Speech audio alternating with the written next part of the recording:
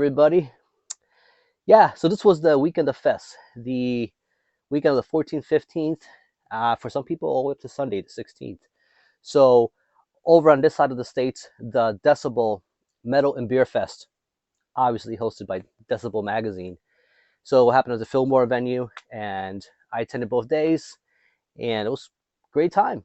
So while that was going on, I know in Illinois, the Metal Threat Fest was going on. I believe that was a 3-day event. Some of my friends and people that I know in the VC have attended that, and from what I've heard and what they reported, had a great time. I know Ken, Death Metal Crypt, he put up his video kind of just talking about that too, which is really cool. I got to see his buddy Phantom Slaughter over on my side do his performance with his Worm project. Seeing the band, man. So I'll get into that in a little bit. So anyway, met up with uh, Jeff of the Gasmasks and Hand Grenades channel. So Jeff, good seeing you again, man. Being able to hang out. Brought his daughter along, Lauren. Lauren, good hanging out again. And so decided to do this quick video and just kind of talk about briefly reporting back on how it went for me and just show you some merch that I picked up. And at the end of this video, I'll share some cell phone footage of the performances of some of these bands. So really cool. Yeah, I know you can just YouTube other people's cell phone footage and kind of get a similar result, but you're at the Dreadful channel, give me a chance. I'm a little short stature, so it was kind of as usual, harder reach to get the best spot to record some of this stuff. So I'm not one of those people that record entire performances or anything like that. I like to actually enjoy the show, so I'm a big believer of that, so I try to keep that thing to a minimum. So I'm not a journalist. I'm not trying to document everything that I go see. That's not really the point. But I do like to share some of this stuff that are the happenings that go on from my perspective to you guys also, and also like to keep some of this for my own memory, like a lot of you guys do. You can catch little glimpses of some of these performances, go back and just ponder and remember, you know what I mean?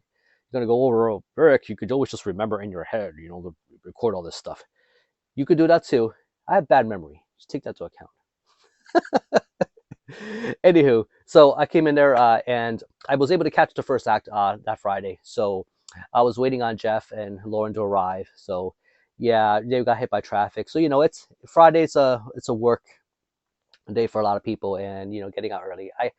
I requested off a little early, so I did that, and I was able to at least catch the first acts. So Full Baphilic were on, and I gotta say, the sound, everything was. Both days, all these bands sounded great, and I got nothing negative to say. I had a blast. The only thing I would say is probably by the end of the second night, my feet were tired. I was pretty worn out, but I think the energy of some of these bands just, so I persevered, got through it, and it was cool. Had some beers at the same time, so I actually got I was able to actually salvage some of these. So I could show you. So here's like a doomy one. Return to Oblivion. This is by Widowmaker Brewing. It's a light one. It's a 4.2. But I love that cloaked figure there with the, yeah, look at that. Looks very cosmic. I like how the way they let the shine of the can go through to let that universe kind of shine through there. Pretty neat. And of course, Gorguts were one of the acts there. And they actually had a Widowmaker Brewing also did this one. This is a 5.1 Czech Dark Lager. So Obscura. So yeah, the official Gorguts beer right here. Look at that thing. So met up with Jeff eventually, came down. Unfortunately, he missed the first two acts, which was Full Baphilic and Worm. I know he really wanted to see Worm. Sorry, Jeff. So I'll share some of this cell phone footage. You can kind of relish it through that. And did make it for Undeath. So great band out of New York, Rochester. So those of you who don't know should know. And who else? I'm trying to remember the lineup order, but it was them. And then Frozen Soul came on. Man, Frozen Soul also killed it. I knew they would. I had no doubts. a great band out of Fort Worth, I believe, Texas. And so we were actually able to talk to some people there. We got to talk. I know Jeff got to meet with Luke of Gorguts. Talk to Kevin Hufnagel. So really cool. Got to meet up, shake your hand, and saw John McEntee. John McEntee wasn't performing the first night, so Incantation came on the second night, and got to shake his hand too. Really cool dude, really nice guy. He's one of those guys that's a very different presence on stage versus the persona you meet in person. I feel like the frontman for Frozen Soul is kind of like that too. Very menacing, really good attack on stage. But the most humblest, coolest guy. When you talk to him. So really cool talking to you, Chad, over at the fest, and you talked to Jeff too. He's open for an interview. We shall see. I know that after the first night, Frozen Soul, and we talked to Chad briefly about the new album, which is dropping in May. So awesome! We got to hear bits of that. They were playing the at the bowling alley next door. So after the show, they were doing a preview of the new album. So we got to listen to the new album. Thing is killer. So that album's going to be making quite a bit of noise. So at the same time, there were other people that I saw. So I actually caught the band Witching were there right here. So I talked to Tatiana, the bassist for the band, and just a brief chat. I've seen Witching before, and just kind of talked to Tatiana about the show. I caught them in the last time, and Tatiana remembered. It was also Tatiana's birthday that night. I didn't know that until afterward. I saw the Insta posting. But I would have wished you a happy birthday, Tatiana. I would have if I would have known that. But most people are not going to boast about their own birthday. Oh, by the way, it's my birthday. So I understand. So really cool. Walked around, and we also got to look at some of the merch and all that good stuff. So we caught up with where's that thing? So we caught Worm's set. Worm killed it, man. That was one I was really curious about, and how they were going to pull that stuff live. Blue Nothing's one of my favorite releases last year, so really amazing. And we were looking for Phantom Slaughter on the floor after the show. I don't know if we would have recognized them without all the black makeup on, all that stuff. So, but we went over to the table. I was able to get a flag. It was the last one actually, so I got there right in the nick of time. And this was actually the display one, so I picked up the display version. Really cool looking artwork.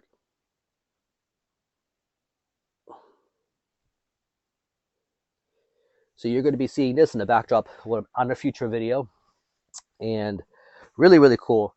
So at the same time, I picked up a 7-inch, and this is the Fulci Fluids Split, put up by Night Shift Merch. Yeah, it's an orange. Unfortunately, as I was walking around and it moving around the bag, it did get a little bent over here, which I'm a little bummed about. But the record's fine. Here's a nice orangey orange for you all. So yeah, so nice little Fulci logo and Fluids. Two really good death metal bands. This splits. It's very natural, very fitting. So it just makes too much sense. These guys will get together. So really cool. If you don't have it, definitely check it out. So caught Mizmor. I was really curious about Mizmor too. I actually have not seen anything live by them or any footage. I didn't own anything physical by Mizmor either. And Mizmor were probably a very unique. They were a very unique act. So unique that they didn't really sound like anybody else that night. There were all these death metal bands, and so I picked up their stuff to the merch table. And this one I was not familiar with. This was one of their more recent EPs, and so here's both the members here. So I was able to compliment them at the table. So here's the it's called The Wit's End. Like how it's a nice emboss gloss right there. Really cool packaging. Look at that. Really love that artwork. This right here, I was surprised to find out that it's a lot more ambient than I thought it was going to be. A lot of really open spaces of sound. It's, it's just a lot of air in this one. So this requires a bit of patience to get through and really just soak in everything that's going on with this album. So really, really cool. It doesn't sound like some other stuff material that I've listened to. So that was a bit of a surprise, but really cool nevertheless. After that Mizmore set, I got into that mood, for something more stuff like that. So I went ahead and picked up Xenoglyph, the Spirit Fraud album. It came out last year. This was put out by Translation Loss. Translation Loss, really good label. I love the stuff they put out. So even though this was more of a blind buy, look how psychedelic that looks. Kind of dark. So this is a two-piece band. I don't know exactly where in the U.S. they're from, but Translation Loss, a Witching, who are also signed to that label. So it was cool. So I stopped over there and decided to give these guys a chance. So far, I've been liking what I've been hearing. I've not spun the vinyl yet. Actually, I was listening to it in the car on the way back home, because I couldn't wait to know what these guys are like. With a lot of blind buys. So yeah, it came this nice sort of blue splattery splatter. So these guys kind of remind me of they're kind of like a more cosmic Blue Dust Nord. Maybe not as technical, but they still keep it interesting in their own little way. But they kind of take on that sort of progressive blackened sound. Yeah, Spirit Fraud. A little bit of Ruins of Beveras to it here in this, which is kind of neat. So I also picked up. Man, where is that thing? Oh, so I didn't even show the vinyl for the Mizmore. The Mizmore came in as nice sort of marble. It kind of complements that sort of teal color there. So really, really neat. And stopped over at the $20 spin table, and they had all the stuff there. So this was not a $20 spin release. This is Gilead Media, but they just happened to have it there. This was Inexorum, and this is their debut album. So this is the one I was missing, Lore of the Lakes. Great band. It's good U.S. kind of melodic black death metal. It's very, very good, very beautiful music too. So, and this one, no fancy splatter, nothing like that. It's a nice, I guess what you call forest green of some sort, or just dark blue green. I don't know how well it comes up on camera, but really, really cool. Along the way too, I picked up a couple t-shirts, and so I already showed you the flag.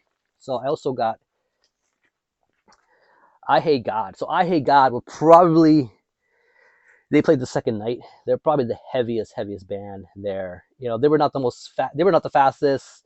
They weren't the most technical, but they were the most they were the most punishingly heavy, riffy band. They played the entire Take Us Needed for Pain album, classic 90s sludge, doomy sludge. So out of Louisiana. So another NOLA band. So here is so this is the yeah, so this is the front. Look at that. Here's the back. Awesome. I think the only other band that could have been heavier than them if they played that night probably would have been Grief. No, they didn't play that night. Really, really cool. I didn't own any Grief shirts, so really, really psyched about that. And Incantation. So I slept at the table. There's one shirt I actually wanted. It was a color. The guy in front of me picked up the last medium that they had. Damn it! As I was walking up, the woman was which I think is McAtee's. Is it McAtee's girlfriend? I don't know where, but anyway, she was crossing out the sign wasn't available. Damn it! But I got this is from the Age of Vile Divinities 2022 tour. Look how detailed that thing is. It's crazy. So, Incantation killed it. McAtee killed it the second night. Uh, amazing, amazing stuff. Sounded great. So I also picked up a official Decibel 2023 shirt. All the shirts tend to have some sort of hops, a beer, skull. Here's another variation of it. Here's the skull exploding. Yeah, just overwhelmed with all that good hoppiness. So here's the back. Possessed to drink. It's 2023. People still do that upside down cross on the T thing. You YouTubers, you still do this? I think I know a guy who still does that thing. Yeah, him. Can you believe him? So I got the long sleeve. They're out of the short sleeves for medium. I don't know, man. So this one I'm really excited about because, I think even the guy at the merch table was surprised to see that was still there. He's like, "Oh man!" It's like I figured that would have been gone by now. So yeah, so I got this nice cryptic slaughter. Yeah, nice convicted shirt. Look at that. Look at that. Badass. So I picked up a chalice, something to pour my liquids into. Official Metal and Beer Fest. Yeah, chalice right here. It's got the date. It says to Fillmore. Really, really cool. Yeah, it's got some nice, good thickness to it. That's what you want. uh, so, Black Dahlia Murder. I got a confession to make. So, I've never been the biggest Black Dahlia Murder fan. I respect them for what they do, the contributions. Rest in peace, Trevor. Uh, but I think this lineup. Uh, I loved what I heard. Guitar player's killer. They were firing on all cylinders. As a live band, love them. I would see them again. They were that good. Even though, again, I don't really own any of their releases. I have listened to their stuff over the years, and not that it's bad or anything like that. It's just it didn't click with me like the way it did was for some people. I tried and tried with that band, but live is this is one of those bands that live is definitely a really good experience. I got that same impression, with both headliners.